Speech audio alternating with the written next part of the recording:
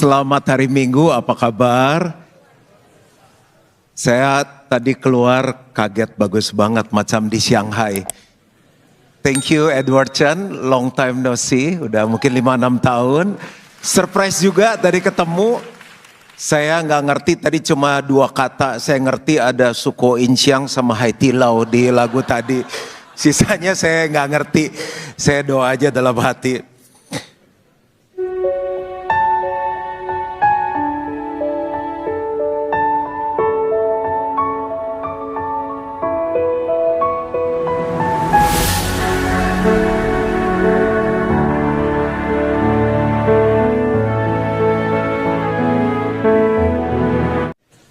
Tadi saya bingung mau pakai pink atau merah karena Valentine, terus besok Imlek. Udah pink aja deh, kan melambangkan kasih Tuhan. Karena saya udah ngasih angpau sekarang, gak dapet angpau lagi. Oke, itu aja pembukaannya. Bro, banyak yang siap untuk belajar firman Tuhan. Bolehkah kita sambut firman Tuhan dengan tepuk tangan yang paling meriah? Sorakan sama-sama, haleluya. Kita baru sempat bahas bagian pertama, protect your family, lindungi keluargamu. Meletakkan dasar yang benar. Karena kalau bukan kita yang melindungi keluarga kita, siapa lagi? Banyak orang membanggakan bisnisnya, bentuk tubuhnya, kekayaannya. Tapi ternyata kan yang nikmati kecantikan kita, keluarga kita. Yang nikmati uang sama-sama keluarga. Keluarga itu sesuatu yang sangat penting. Dan kita taruh itu di nilai pertama dalam gereja kita, yaitu family. Itu menjadi nilai yang pertama. Saya kalau sempat akan bahas semua, tapi kalau enggak saya enggak akan terburu-buru. Tapi saya mau masuk yang kedua, gimana kita bisa melindungi keluarga kita. Setelah meletakkan dasar, kita perlu membangun sesuai blueprint. Yang pernah bangun rumah, bangun pabrik atau apapun selalu ada blueprint. Nah, pernikahan ini adalah inisiatif Tuhan. Keluarga adalah inisiatif Tuhan. Jadi kalau mau bahagia, mau selamat ya ikutin blueprintnya yang ada di Alkitab. Amsal 24 ayat 3-4. Dengan hikmat rumah didirikan. Ini bisa berlaku untuk bisnis, untuk karir. Tapi saya mau bahas khusus di keluarga. Dengan hikmat rumah didirikan. Dengan kepandaian itu ditegakkan. Dan dengan pengertian kamar-kamar diisi dengan bermacam-macam harta benda yang berharga dan menarik. Jadi kalau mau bangun rumah, kalau mau berdiri, itu dasarnya penting, yaitu hikmat. Dengan hikmat rumah didirikan. Apa sih hikmat? Hikmat adalah kemampuan mengambil keputusan yang benar. Keputusan yang baik belum tentu benar. Kalau benar, Tuhan bilang, akulah jalan, kebenaran, dan kehidupan. Pasti rumah tangga itu selamat. Gimana ya ngambil keputusan yang benar? Simple aja, saya tuliskan 2, yaitu takut akan Tuhan dan menempatkan Tuhan sebagai pusat. Mulai dari milih jodoh, mulai dari ngatur keuangan, mulai berespon, ngadepin istri gimana, ngadepin mertua. Lihat firman Tuhan, Tuhan ngajarin apa? Pokoknya intinya gini, Tuhan disenangkan enggak? Kalau ada gangguan untuk selingkuh, untuk judi, tanya Tuhan disenangkan enggak?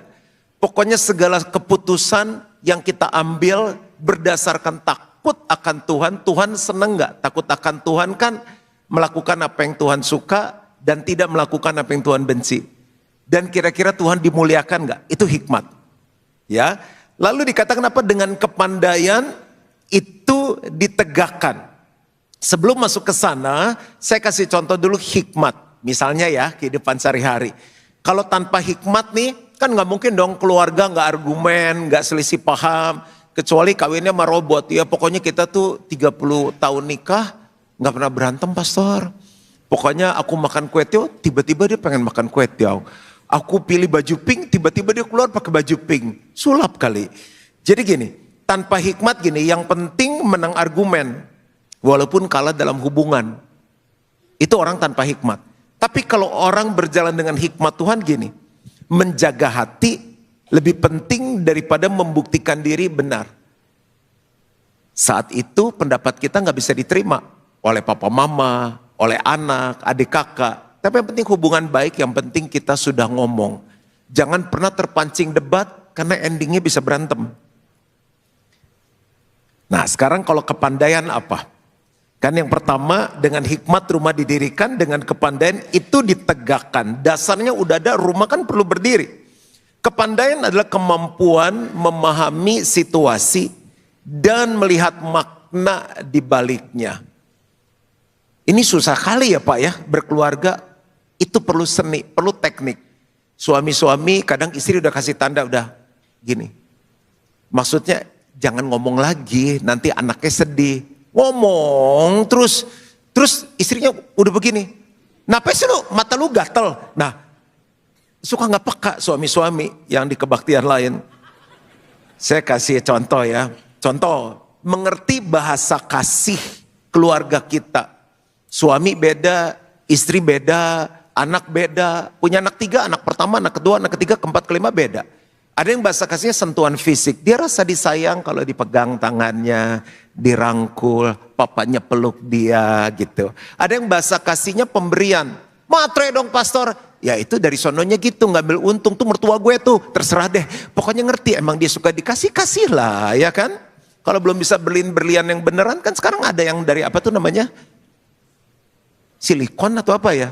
Pokoknya macam berlian lah, mirip-mirip dikit. Yang penting hatinya udah ada. Ada bahasa kasih lagi tindakan pelayanan, tindakan melayani. Dia nggak usah dikasih apa-apa. Yang penting dibawain, ambilin ya Pak ya. Dia seneng banget tuh. Dimandiin anaknya maksudnya. Lalu bahasa kasih apa lagi? Sentuhan fisik, waktu bersama, kata-kata pujian. Seneng banget dia dipuji. Mami cantik lu hari ini. Yang bener Pak, Mami kurusan lu hari gitu. Papa ganteng, kerutnya udah ada tapi kayak mature gitu, mateng gitu kan bagus. Seneng banget dia kalau habis khotbah, khotbahnya bagus. Tadi Papa aku lihat waktu asyir salamannya tuh penuh urapan. Terserah lah, pokoknya kasih dia pujian. Lalu tipe kepribadian, ada orang introvert, ada orang ekstrovert. Jadi kalau orang introvert suruh ketemu orang nggak bisa lama, nggak bisa banyak. Baterai gue habis gitu, mesti charge lagi. Itu emang tipe dia ngambil untung. Ada yang kalau sepi kayak orang mau mati, itu tipe ekstrovert. Senangnya di luar rumah, di atas genteng. Kita harus ngerti. Nah itu perlu orang pandai, peka. Apalagi mengerti fase pertumbuhan anak. Handle anak umur 7 tahun, 17 tahun beda, 27 beda, 37 beda. Bukan hanya anak suami. Suami di fase 40 beda, di 50 beda, di 60 beda. Gimana pastor, sulit banget tinggal chat GPT sekarang. Cowok 40 tuh gimana sih? Cowok 50 tuh gimana? Termasuk istri. Cewek 50 tuh gimana? Mengerti kapan harus tegas dan kapan harus lembut. Kalau lembut terus, ya gimana kepala keluarga? Kalau tegas terus, jadi istri lihat suami, anak lihat papa kayak setan. Kayak setan ya Pak, mama, si papa. Jadi ada lembut, ada tegas. Kapan harus bicara, kapan harus diam. Ada yang ngomong terus, ngerepet terus. Tapi ada yang diam banget, cool and the gang. Saya bikin beberapa kalimat. Coba kalau ketemu anggota keluarga gini, tanya apa yang kamu rasakan. Bukan langsung, kenapa kamu begitu? Kenapa sih manjun terus? Kamu lagi kenapa? Kamu lagi sedih. Perasaan tuh inti kehidupan seseorang. Jangan cuma tanya tuh yang luar doang. Sekolah gimana? Naik kelas? Ranking berapa? Kerjaan gimana? Goal gak Pak proyeknya? Gitu. Coba tanya, Pak gimana kamu hari ini, happy? Banyak keluarga runtuh bukan karena kurang cinta, tapi kurangnya pengertian. Lihat deh film-film semua. You don't understand me. Lu tuh gak ngertiin gue. Semua masalah bukan karena kurang cinta. Kalau gak cinta dia gak kawin. Tapi kurangnya pengertian. Ibu sama anak ribut. Anak sama bapak ribut. Dulu kan cinta. Nang ning anak mama. Udah gede ribut anak remaja sama ibunya. Bukan kurang cinta, kurang pengertian. Lalu yang berikutnya apa? Ulang lagi ayatnya ya. Dengan hikmat rumah didirikan. Dasar udah kuat nih. Dengan kepandaian itu ditegakkan. Jadi itu rumah. Dan dengan pengertian kamar-kamar diisi dengan bermacam-macam harta benda yang berharga dan menarik. Saya itu Gilgal udah mau 31 tahun, saya udah gak tahu berkatin rumah, udah berapa banyak rumah tuh dari awal. Umur 19 tahun saya udah jadi PDP, Pendeta Pratama. Jadi saya ngelihat gimana orang ngisi rumah. Ada yang sepi, ada yang rame, ada yang norak, ada yang keren, macam-macam sekali. Mejiku hibiniu. Tapi ternyata ruangan ini bukan bicara kamar, ngisi furniture. Pengertian adalah kemampuan menerapkan informasi dengan benar. Udah tahu bahasa kasihnya, udah tahu kepribadiannya, udah tahu dia pengennya apa. Tapi cara kita menerapkan itu diperlukan pengertian. Nah, kamar-kamar bicara mengenai ruang hati dan area pribadi. Kalau bicara rumah tangga bahagia, pernikahan bahagia, kan masalah hati. Buktinya yang suaminya ganteng nggak bahagia, istrinya cantik nggak bahagia, uangnya banyak nggak bahagia. Berarti itu masalah hati. Kamar-kamar bicara mengenai ruang hati dan area pribadi yang kayaknya nggak bisa diceritain. Nah, apa sih harta benda yang berharga dan menarik? Jadi kalau Bapak Ibu Saudara, setiap keputusan udah dibangun dari takut akan Tuhan. Lalu kita mempelajari pasangan kita, anak-anak kita, orang tua kita. Sekarang waktu kita menerapkan semua yang kita tahu dengan benar, hati itu akan terisi. Ini dampaknya. Nanti boleh cek, jadi ngobrol-ngobrol sama keluarga waktu mesbah, suami istri dulu. Gimana kamar-kamar kamu udah terisi belum? Nah, ini yang harta benda yang berharga dan menarik nih ada 5. Yang pertama rasa aman, merasa diterima. Tadi nggak kebetulan tema GWF tuh apa ya, gambar diri. Rasa orang suka nggak insecure. Makanya setiap kali kalau habis pakai baju gini, bagus nggak? Cocok nggak? Gitu kan? Habis masak, enak nggak? Bener enak, udah bilang bener, orang udah ngomong enak tuh orang insecure. Jadi sebelum mereka nanya ngomong dulu, sering-sering gitu. Anak kita keluar, ganteng banget anak mami. Aduh mami enak banget sarapannya, itu membuat orang rasa aman. Seperti Bapak Ibu jawab amin tuh saya rasa aman, berarti ngerti gitu. Nih ngerti nggak? Nah itu contoh rasa aman. Merasa diterima. Di keluarga pada aman nggak? Waktu berat badan ibu nambah terus bu, aman nggak? Aduh mesti diapain nih ya? Waktu ini mulai turun rasa aman nggak?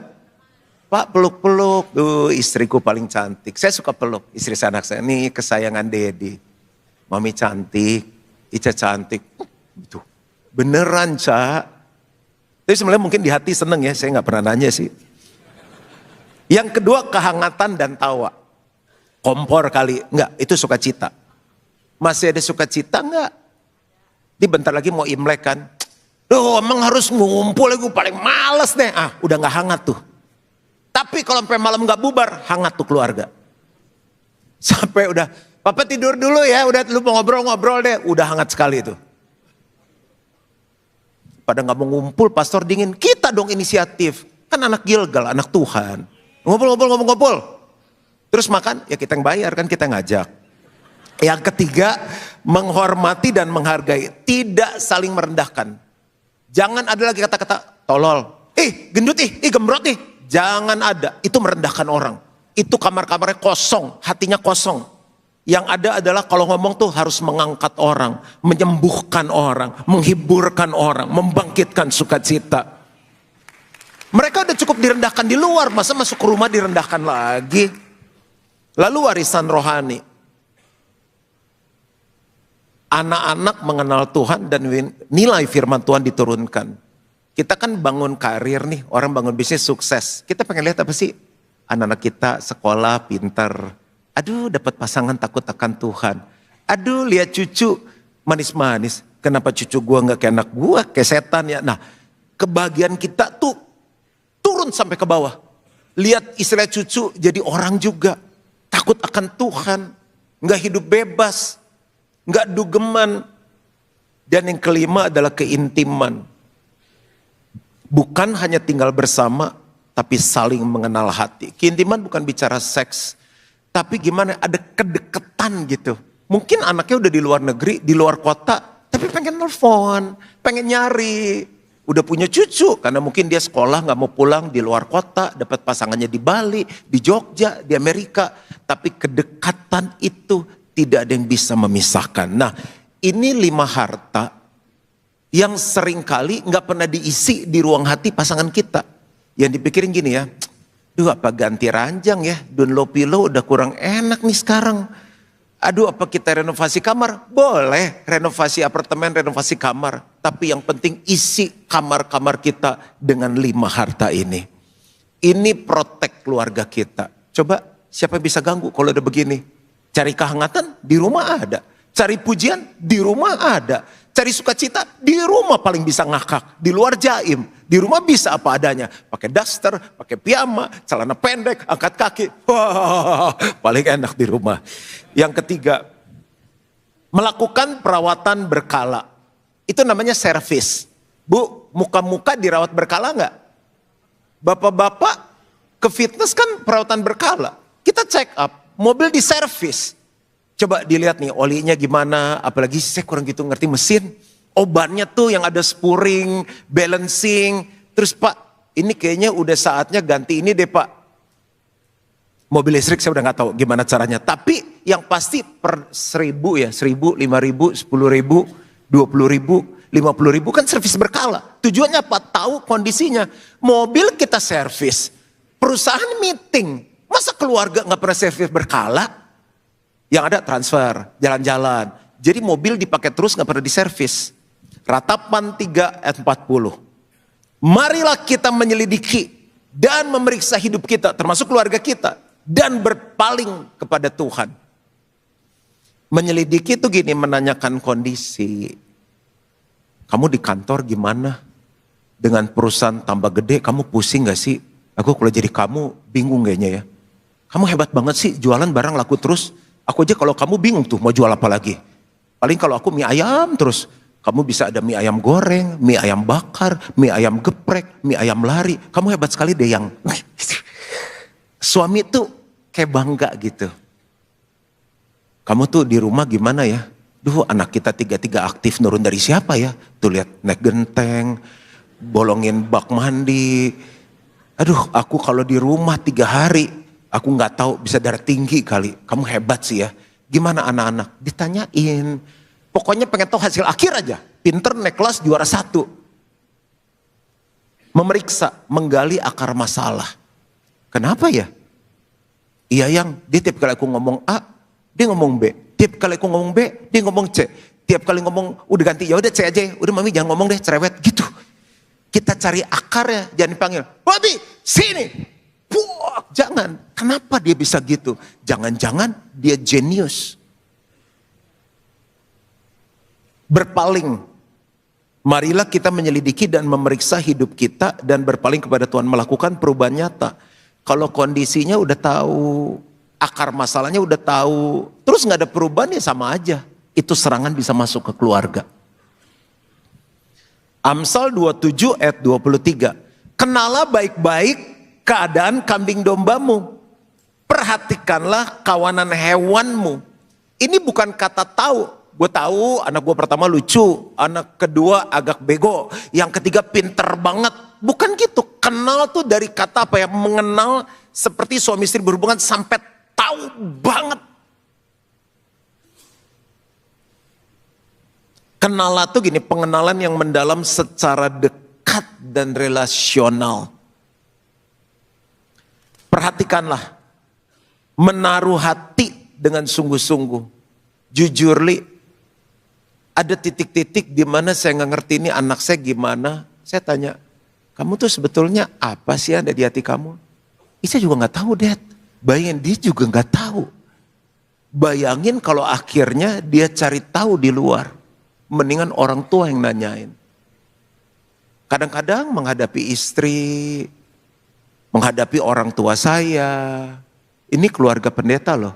Di hati saya bilang, kenapa ya tadi dia berkata begitu ya? Kok kenapa tiba-tiba ketus ya? Tapi kalau lagi baik-baik. Nah gitu, kita kalau nggak mau tambah deket, akhirnya ya udah cuma sekedar tahu tapi nggak kenal. Itu bisa bocor keluarga. Nah untuk itu ternyata ada 4 kata penting dari 4 ayat ini.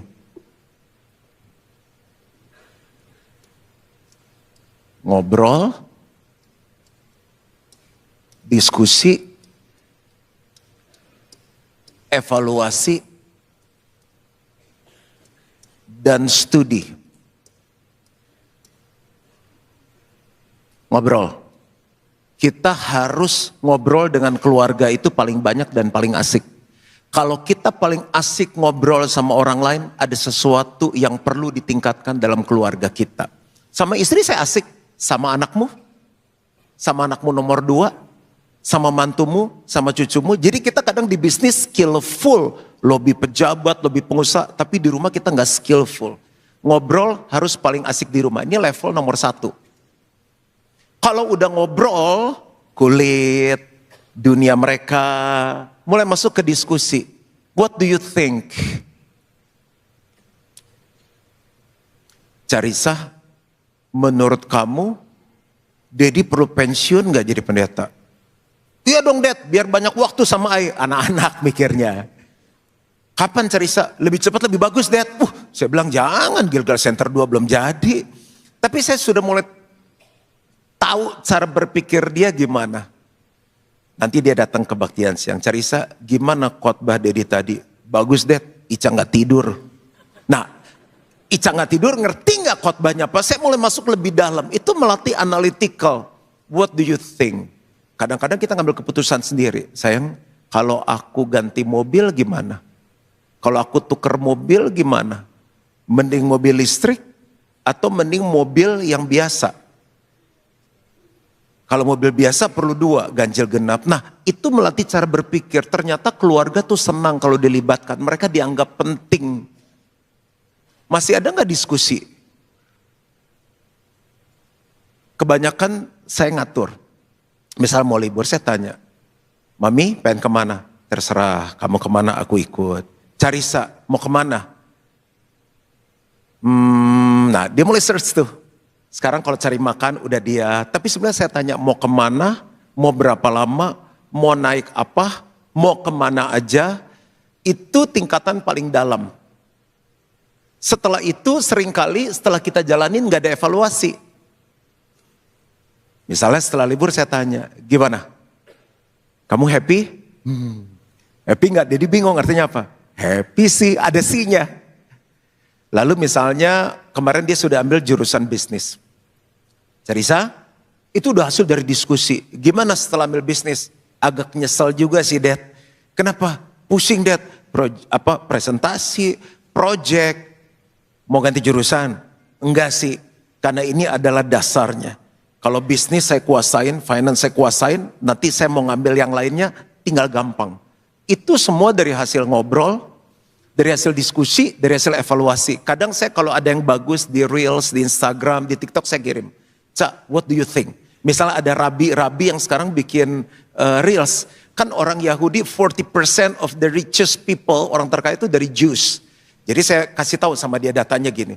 Pandangan mereka gimana? Menurut dia masih Alkitab ya, Dad? Nah, diskusi kayak gitu tuh jarang ada di keluarga. Evaluasi dan kita studi, pelajarin. Nomor 4. Karena sekarang Carissa di 17 bulan depan. Nanti dia mau menikah fasenya beda lagi. Dia mau punya anak beda lagi. Istri saya Oktober lalu 50. Fase yang berbeda lagi. Kalau saya nggak pelajarin di mana pastor? Kan tinggal di Google. Tinggal ChatGPT. Disitulah saya bisa mengasihi mereka lebih lagi. Melindungi mereka lebih lagi. Membahagiakan mereka lebih lagi. Tapi dasarnya tetap firman Tuhan. Nah, saya agak kurang rasa diterima nih karena nggak ada amin. Nah, ini rasa diterima. Coba bilang sama-sama ngobrol, diskusi, evaluasi, studi. Nah, sekarang tanya sebelahnya, kita yang belum yang mana ya? Kayaknya 4-4-nya deh. Nah, nggak apa-apa. Nanti ada altar call, saya akan doakan. Kalau nggak gini, ngumpul sih seharian di kafe, di mall sama keluarga di sini. Tapi nggak jelas saya ngalor ngidul, ngomongin bintang film, ngomongin pendeta. Gendutannya pendeta kita nggak ada 4 ini. Pokoknya harus ada ngobrol, diskusi, evaluasi, dan studi. Kelas keluarga kita. Naik level tiap tahun. Orang tambah umur belum tentu tambah pinter loh. Yang keempat.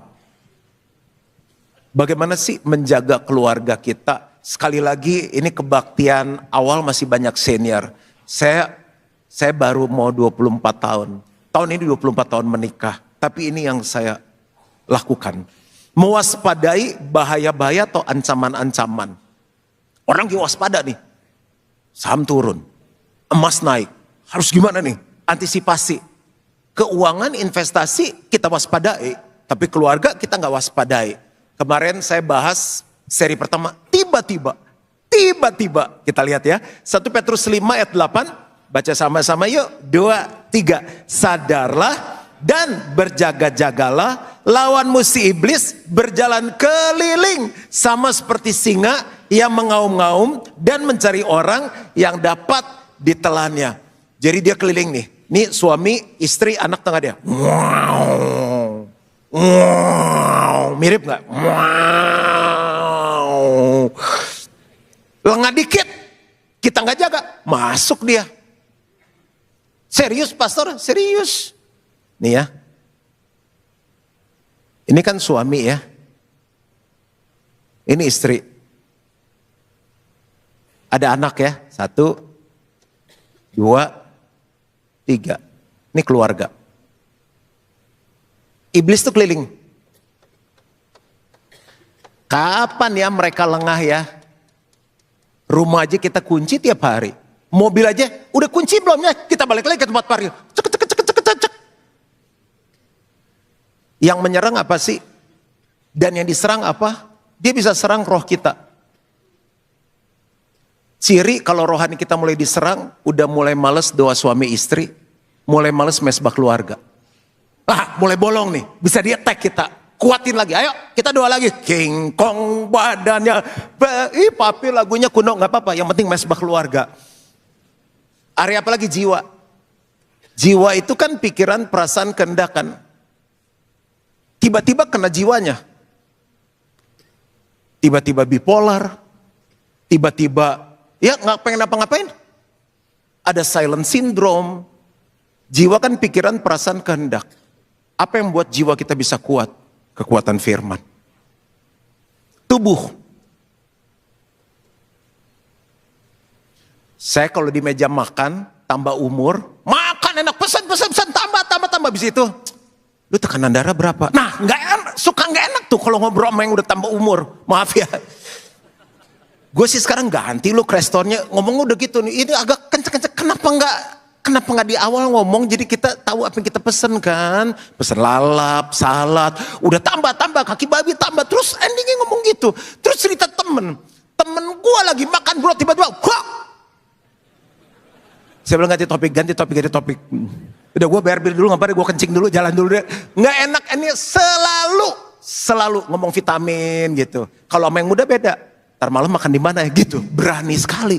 Lagi makan ngomong nanti malam makan di mana. Ini lebih enak di sono loh. Jadi gimana, main sama yang tua atau yang muda nih? Main sama yang sehat. Jadi sebelum ajak makan, tekanan darah berapa kita tanya dulu waktu di WhatsApp. Bayangin ya. Berkeluarga, tiba-tiba suaminya stroke, serangan jantung, hilang itu kebahagiaan. Makanya setahun 2 kali saya check up, tiap hari sebisa mungkin olahraga. Umur dari Tuhan, tapi kalau kita bisa mau ngapain umur panjang, tapi setengahnya sakit. Apalagi dia serang lewat dosa. Dosa tuh kayak gaya tarik bumi, narik kita ke bawah terus. Dia serang kita lewat dunia, keangkuhan hidup. Makanya hati-hati dengan siapa kita main. Pengen naik level terus, healing terus. Kan semakin mau naik kan rekening semakin naik. Tagihan semakin naik, terus lu gak bisa bayar. Terus lu cicil. Akhirnya utang apa itu namanya tuh? Pinjol. Kuasa gelap. Kita layani beberapa keluarga, orang gak suka sama dia, dikirim santet, dikirim macam-macam. Nah kalau kita gak jaga dengan hadirat Tuhan, kok tiba-tiba bisa sakit ya, pelan sehat. Makanya waktu tim doakan, Tuhan kasih kepekaan. Kamu di bisnis gimana? Iya sih gini, ketahuan, diguna-guna. Kok bisa kena? Kan kita anak Tuhan, karena dia gak jaga. Dan terakhir daging. Kemabukan, pesta pora, dan lain-lain. Ayat terakhir dan saya selesai. 1 Korintus 15 ayat 33. Janganlah kamu sesat. Pergaulan yang buruk merusakkan kebiasaan yang baik. Usul saya, punya dating sama keluarga-keluarga rohani. Masuk dalam family cell. Di situ kita punya komunitas yang sehat, yang menjaga kita bisa tetap kuat di dalam Tuhan. Selamat berbahagia, Tuhan memberkati. Mari bangkit diri bersama-sama.